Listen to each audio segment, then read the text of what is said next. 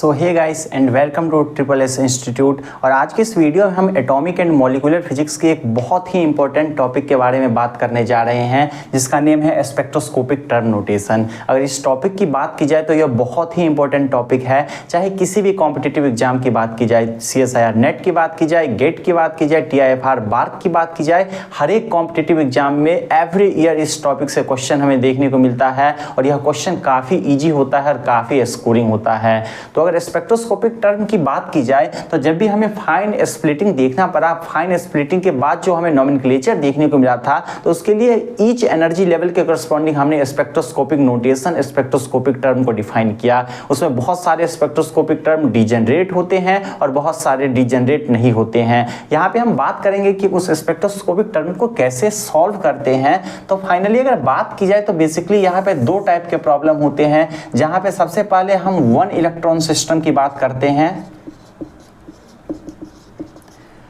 और साथ में हमारा प्रॉब्लम मेनी इलेक्ट्रॉन सिस्टम के लिए भी होता है, जिसके लिए हमें स्पेक्ट्रोस्कोपिक टर्म को फाइंड करना होता है। अगर मेनी इलेक्ट्रॉन सिस्टम की बात की जाए तो यहाँ पे हमें दो टाइप देखने को मिलते हैं, जहाँ पे हम इक्विवेलेंट इलेक्ट्रॉन के लिए सॉल्व करते हैं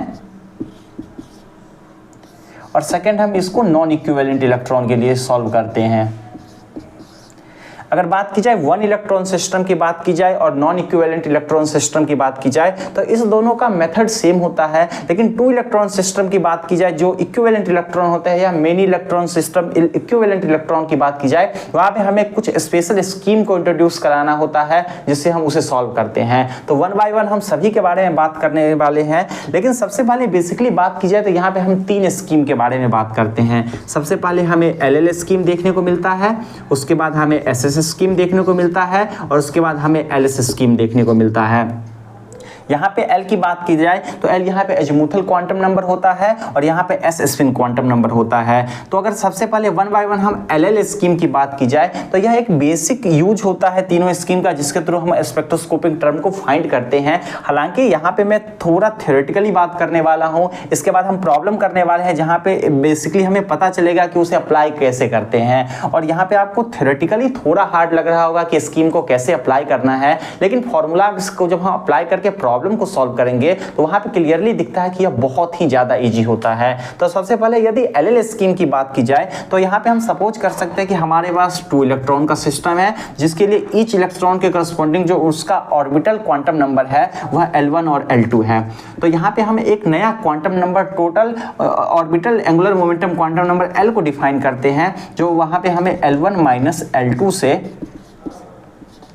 L1 प्लस L2 तक देखने को मिलता है। यहाँ पे इसे हम total orbital magnetic quantum number कहते हैं। और वहीं पे ऐसी इस तरीके से हम अगर SS कपलिंग की बात की जाए तो वहाँ पे हम सिमिलरली S1 और S2 यदि स्पिन क्वांटम नंबर दिया हुआ हो तो वहाँ पे हम टोटल स्पिन क्वांटम नंबर को डिफाइन करते हैं, जो S1 माइनस S2 से S1 प्लस S2 के बीच होता है। यहाँ पे हम कैपिटल S का यूज करते हैं और यह कैपिटल L होता है, जिसके थ्रू हम L और S को फाइंड करते हैं। इसके बाद हम यहाँ पे LS स्कीम का यूज करते हैं। LS कपलिंग स्कीम में हम यहाँ पे एक नया क्वांटम नंबर डिफाइन करते हैं जो टोटल ऑर्बिटल क्वांटम नंबर होता है और जिसको हम J से शो करते हैं। जो J की वैल्यू होती है वहाँ पे हमें L minus S to L plus S होती है। तो ये तीन बेसिक स्कीम होते हैं जिसके थ्रू हम बात करते हैं। सबसे पहले तो LL स्कीम, जहाँ पे हम दो अगर इलेक्ट्रॉन दिए हुए हैं तो L1 और L2 लेते हैं और उसके करस्पॉन्डिंग हम एक न्यू क्वांटम नंबर L को डिफाइन करते हैं, जो L1 माइनस L2 से L1 प्लस L2 तक होता है। अगर यहाँ पे आपको 3 इलेक्ट्रॉन का प्रॉब्लम दे दिया जाए तो वहाँ पे हम L1, L2 और L3 तीन वैल्यू हमारे पास नोन रहती है। तो सबसे पहले हम L1 और L2 का यूज करके एक L प्राइम को डिफाइन करते हैं, जिसकी वैल्यू हमें L1 माइनस L2 से L1 प्लस L2 के बीच होती है। इसी के साथ अब L प्राइम का यूज करके हम L प्राइम और L3 का यूज करके फाइनली हम L फाइंड करते हैं, जो यहाँ पे हमें L prime minus L3 to L prime plus L3 होता है। तो यहाँ से हम L फाइंड करते हैं और सिमिलरली हम S भी फाइंड कर सकते हैं 3 इलेक्ट्रॉन सिस्टम के लिए। तो ये बेसिक अप्रोच होता है जिसके थ्रू हम स्कीम अप्लाई करते हैं। अब हम one by one electron system की सबसे पहले बात करने वाले हैं कि उसे कैसे हम वहाँ पे स्पेक्ट्रोस्कोपिक टर्म को सॉल्व करते हैं।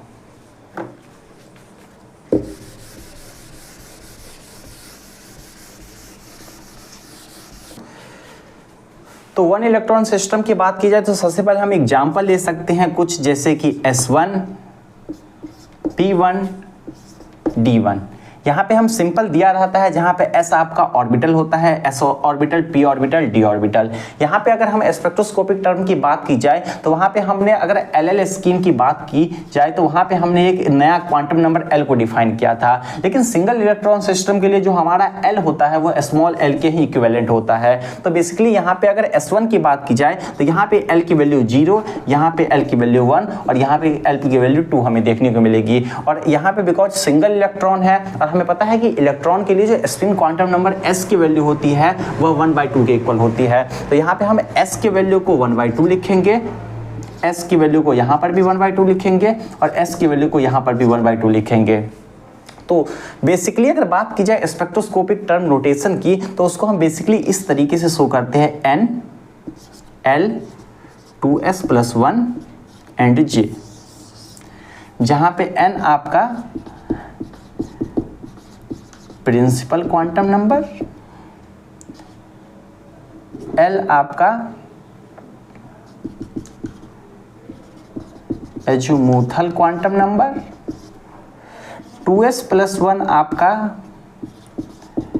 स्पिन मल्टीप्लिसिटी होता है जो करस्पॉन्डिंग ईच s के होते हैं, और J आपका यहाँ पे टोटल ऑर्बिटल क्वांटम नंबर होता है, ऑर्बिटल क्वांटम नंबर।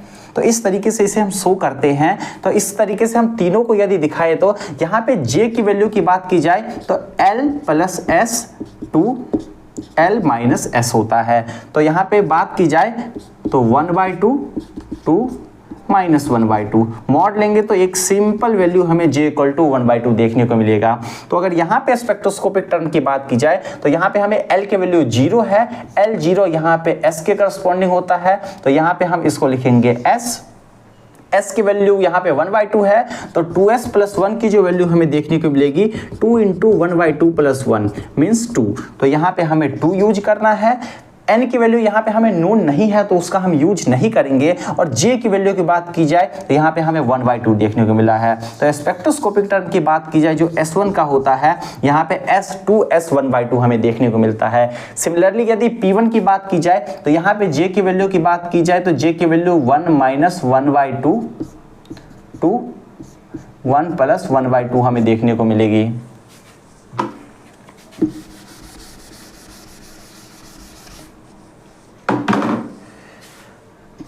तो J = यहाँ पे हमें 1/2 और 3/2 टू वैल्यूज देखने को मिलेगी। तो स्पेक्ट्रोस्कोपिक टर्म की बात की जाए तो L = 1 corresponding to P orbital होता है। तो यहाँ पे हमें P 2s + 1 की वैल्यू फिर से एक बार हमें 2 देखने को मिलेगी और यहाँ पे 1/2 और 2p 3/2 यहाँ पे हमें 2 स्पेक्ट्रोस्कोपिक टर्म देखने को मिलेगी।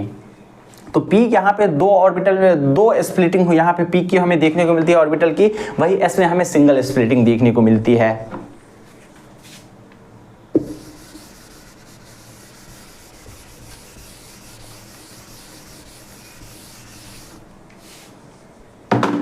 अब हम d ऑर्बिटल के लिए बात करें तो यहाँ पे L की वैल्यू 2 है जो करस्पॉन्ड करता है D से, और यहाँ पे S की वैल्यू बात की जाए हाफ है तो 2s + 1 की एक बार फिर से हमें वैल्यू 2 देखने को मिलेगी। और J की वैल्यू की बात की जाए तो 2 - 1/2 2 + 1/2 यहाँ पे हमें देखने को मिलेगी। तो यहाँ पे हमें 2 वैल्यू देखने को मिलेगी 3/2 5/2। तो स्पेक्ट्रोस्कोपिक टर्म की बात की जाए तो यहाँ पे स्पेक्ट्रोस्कोपिक टर्म हमें देखने को मिलता है D।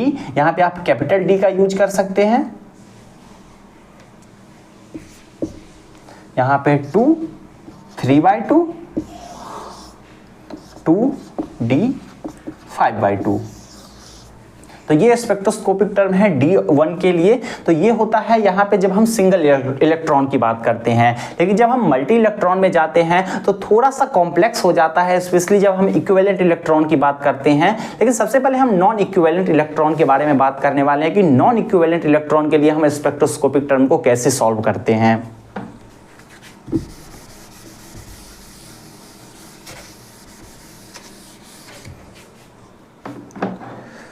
सो नॉन इक्विवेलेंट और इक्विवेलेंट की बात की जाए तो बेसिकली डिफरेंस ये होता है कि अगर आपके पास दो इलेक्ट्रॉन को फिल करना है तो आपके पास दो ऑप्शन है। एक तो आपके पास ऑप्शन है कि आप एक इलेक्ट्रॉन को p में फिल कर दे और दूसरे इलेक्ट्रॉन को आप d ऑर्बिटल में फिल कर दे, लेकिन एक ऑप्शन है कि आप दोनों को ही p में ही फिल कर दे, मींस यह p2 के इक्वल हो जाएगा। तो ये सिस्टम इक्विवेलेंट इलेक्ट्रॉन सिस्टम होता है और ये नॉन इक्विवेलेंट इलेक्ट्रॉन सिस्टम होता है। तो बेसिकली अगर नॉन इक्विवेलेंट इलेक्ट्रॉन सिस्टम की बात की जाए तो इसके लिए अप्रोच हमें सिमिलर देखने को मिलता है, जहां पे हम L1 और L2 का यूज करते हैं। जैसे अगर इस केस में बात की जाए P1 और D1 की, तो P1 और D1 की बात की जाए तो पहला इलेक्ट्रॉन हमें p ऑर्बिटल में देखने को मिल रहा है, तो उसके करस्पॉन्डिंग L की वैल्यू हमें 1 देखने को मिलेगी और साथ में ही S की वैल्यू हमें 1/2 देखने को मिलेगी। वही D1 ऑर्बिटल की बात की जाए तो L की वैल्यू हमें 2 देखने को मिलेगी और S की वैल्यू हमें 1/2 देखने को मिलेगी। तो यहाँ पे हमें इसको हम L1, L2, S1 और S2 डिफाइन कर सकते हैं, जो दोनों ऑर्बिटल के करस्पॉन्डिंग है। तो यहाँ पे हम L को डिफाइन कर सकते हैं जो L1 प्लस L2 और L1 माइनस L2 के बीच होता है। तो 1 माइनस 1/2 टू 1 प्लस 1/2। तो L की जो पॉसिबल वैल्यू हमें देखने को मिलती है 1, 2 एंड 3। सिमिलरली S की बात की जाए तो 1/2 माइनस 1/2 टू 1/2 प्लस 1/2, मीन्स यहाँ पे 2 वैल्यू 0 और 1 हमें देखने को मिलेगी। इसके बाद हम पॉसिबल कॉम्बिनेशन लेते हैं, जैसे कि L = 1, S = 0, L = 2, S = 0, L = 3, S = 0, L = 1, S = 1, L = 2, S = 2 and L = 3, S = 3। तो यहाँ पे करस्पॉन्डिंग J की बात की जाए तो J की एक ही वैल्यू यहाँ पे पॉसिबल है 1, यहाँ पे J की एक ही वैल्यू पॉसिबल है 2 एंड यहाँ पे J की एक ही वैल्यू पॉसिबल है 3। लेकिन यहाँ पे बात की जाए तो J की वैल्यू जो है 1 माइनस 1 टू 1 प्लस 1 मीन्स 0, 1, 2। यहाँ पे L = 2 है और यहाँ पे थोड़ा सा मिस्टेक है, यहाँ पे तीनों ही केस में S = हमें 1 देखने को मिल रहा है। तो यहाँ पे J की वैल्यू की बात की जाए तो J की वैल्यू यहाँ पे 2 माइनस 1, 1, 2, 3 एंड इस केस में J की बात की जाए तो यहाँ पे 3 माइनस 1 से 2, 3 एंड 4। तो ये पॉसिबल केस है जहां पे अलग अलग हमें J मिल रहा है। तो अगर इसके स्पेक्ट्रोस्कोपिक नोटेशन की बात की जाए तो यहाँ पे सिमिलरली हम L = 1 के लिए p ऑर्बिटल का यूज करते हैं, S = 0 के लिए 2s + 1 = 2 × 0 + 1 = 1 है। इसे सिंगलेट स्टेट कहा जाता है। तो यहाँ पे हम 1 यूज करेंगे और J की वैल्यू को 1 यूज करेंगे। इसकी बात की जाए तो यहाँ पे L = 2 है तो यहाँ पे D यूज करेंगे, D यूज करेंगे, इसके बाद 1 यूज करेंगे और J की वैल्यू यहाँ पे 2 यूज करेंगे। सिमिलरली इस केस की बात की जाए तो ये एक f ऑर्बिटल है, यहाँ पे मल्टीप्लिसिटी 1 होगा और J की वैल्यू की बात की जाए तो 3 होगा। अगर इस तीनों केस में बात की जाए तो यहाँ पे J के 3 पॉसिबल वैल्यूज हैं। तो यहाँ पे अगर सबसे पहले देखिए L = 1 है जो p ऑर्बिटल के करस्पॉन्डिंग है और 2s + 1 की बात की जाए S = 1 के लिए तो यहाँ पे 3 होता है, जिसे हम ट्रिपलेट स्टेट कहते हैं। तो यहाँ पे हम 3 यूज करेंगे और यहाँ पे पॉसिबल वैल्यू 0, 1, 2 लिखेंगे। सिमिलरली यहाँ पे बात की जाए तो यहाँ पे 3D 1, 2, 3 एंड 3F 2, 3, 4। तो ये हमारा स्पेक्ट्रोस्कोपिक नोटेशन है जब हम इक्विवेलेंट इलेक्ट्रॉन की बात करते हैं, नॉन इक्विवेलेंट इलेक्ट्रॉन की बात करते हैं मिनी इलेक्ट्रॉन सिस्टम के लिए। अगर यहाँ पे अगर बात की जाए बहुत सारे क्वेश्चन ऐसे आ जाते हैं जहाँ पे हमें 3 इलेक्ट्रॉन देखने को मिलते हैं।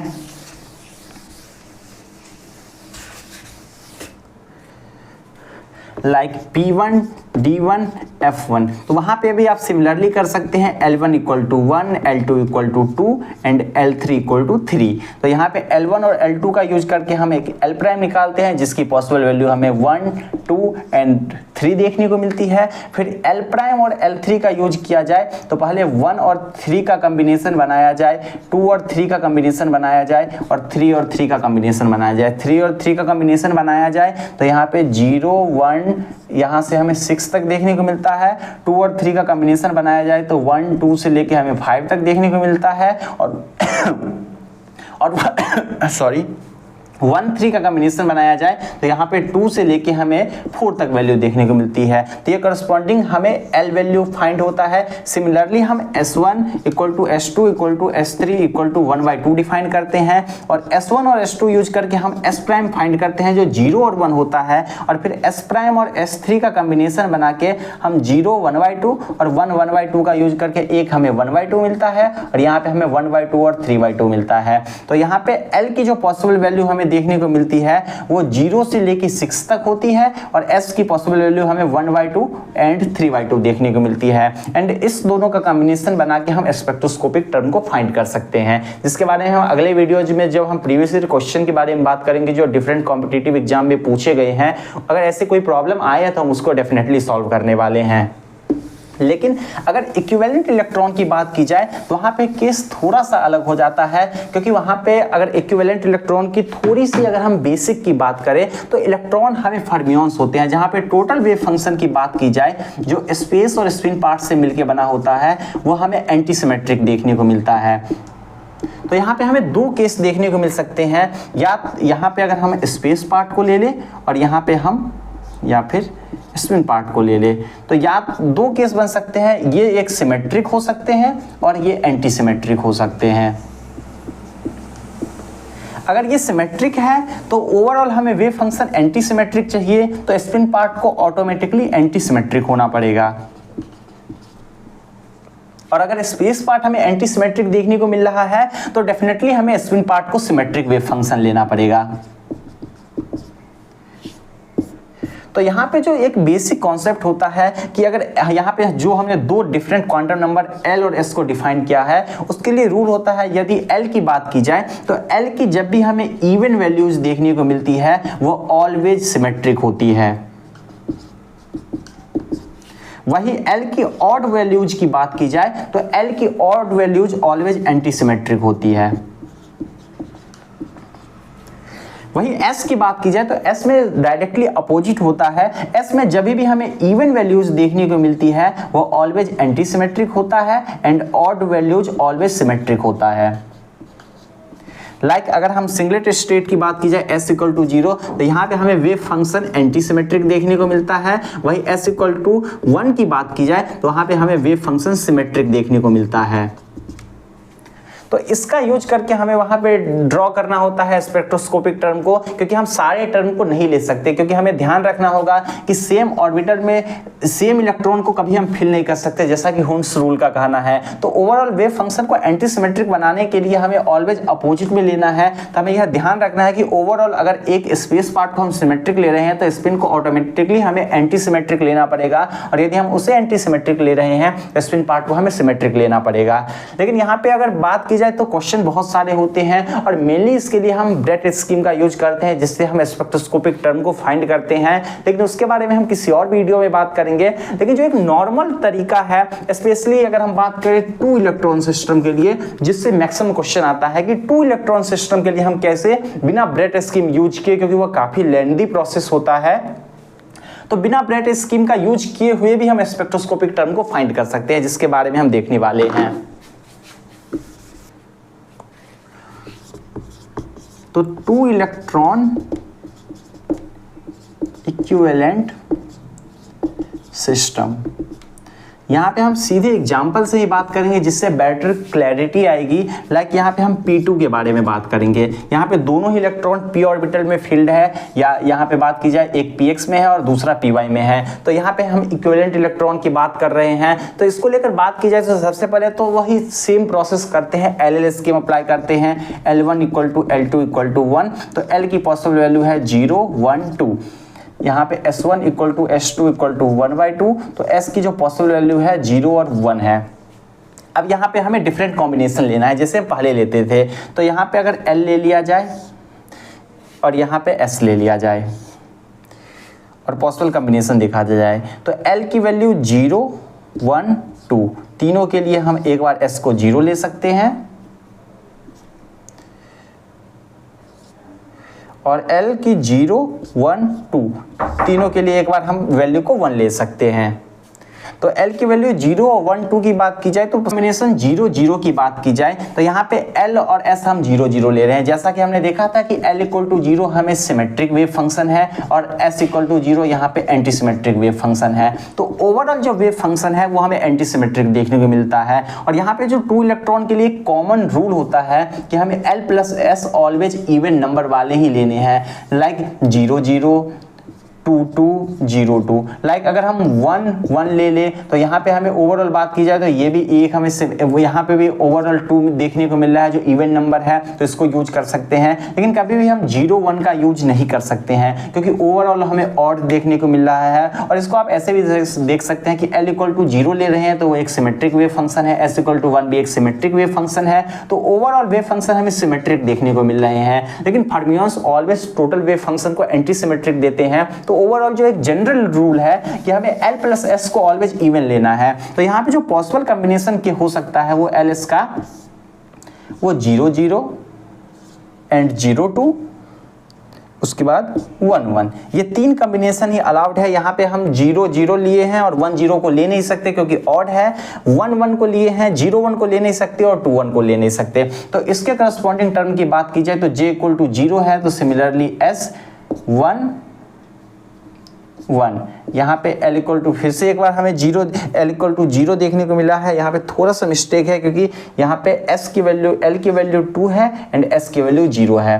तो यहाँ पे L = 2 है तो L की वैल्यू 2 के करस्पॉन्डिंग 0 1 2 sp d ऑर्बिटल देखने को मिलते हैं। यहाँ पे सिंगलेट स्टेट है क्योंकि फिर से हम S = 0 ले रहे हैं और ये वैल्यू हमें 2 देखने को मिलती है। यहाँ पे L = 1 है तो ये p ऑर्बिटल के करस्पॉन्डिंग होंगी, S = 1 ट्रिपलेट के करस्पॉन्डिंग होती है और J की वैल्यू यहाँ पे हमें 0 1 एंड 2 देखने को मिल रही है। तो ये पॉसिबल वैल्यू J की होती है जिससे हम स्पेक्ट्रोस्कोपिक टर्म निकाल सकते हैं। तो ओवरऑल यदि यहाँ पे P2 की बात की जाए तो P2 में हमें 1s1 1d2 3p012 ये पॉसिबल वैल्यूज देखने को मिलती है। तो इस तरीके से हम इक्विवेलेंट इलेक्ट्रॉन के भी सॉल्व कर सकते हैं, बिना ब्रेट स्कीम का यूज किए भी उनके स्पेक्ट्रोस्कोपिक टर्म को फाइंड कर सकते हैं। हालांकि पेपर में बहुत बार जो प्रॉब्लम होती है वो थोड़ा सा कॉम्प्लेक्स होती है, वैसे चांसेज कम है। लाइक यहाँ पे P3 की बात कर दी जाए, D4 की बात कर दी जाए तो यहाँ पे 4 जब इक्विवेलेंट इलेक्ट्रॉन या 3 इक्विवेलेंट इलेक्ट्रॉन आते हैं तो उसको बेसिकली इस अप्रोच से सॉल्व करना मुश्किल हो जाता है और हम कर भी नहीं पाते हैं। तो उसके लिए हमें फाइनली ब्रेट स्कीम का यूज करना पड़ता है,